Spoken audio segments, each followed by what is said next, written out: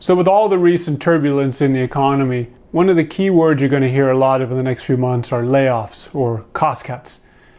And you might be thinking as a business owner, should I be looking at my costs? Should I be running a cost cut or layoffs? And the advice I would give to CEOs as they think about shoring up their P&L and balance sheet is twofold. The first one, as you assess cost cuts, you want to arrest the curve as soon as possible. It's easier to make a smaller reduction now that is able to compound over many months or quarters and has a much larger impact over time. The alternative is waiting, and then you have to make a large, deep cut that might be the same amount of money, but the impact to your business, to your people, is really going to be felt across the board, and it might not save anything at the end of the day because it might be too late.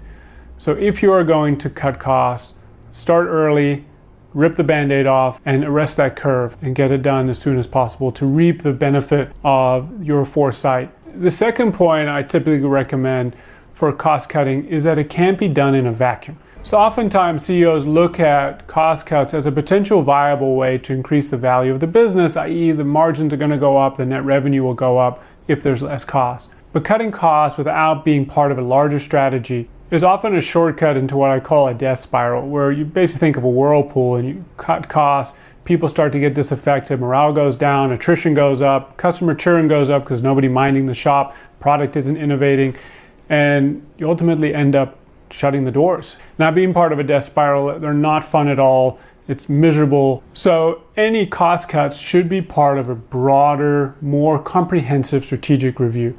Now, what does that mean? That means looking at your go-to-market strategy. Are your salespeople hitting on all cylinders? Do you have the right incentives? Are you approaching the right customers? Do you have the right channels? Are you priced appropriately in the market? What are your competitors doing?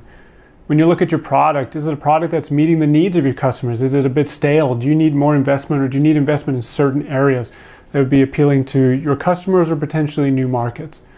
You need to look at those and more comprehensively.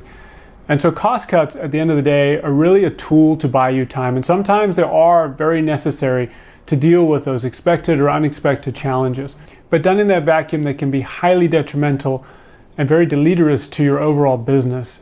I typically recommend against unless there is a need to buy time. If you're a CEO thinking about cost cuts, please do consider either starting a bit earlier than you would like to arrest that curve, and also making them a part of a broader strategic review. Don't cut costs unless there's this need to buy more time.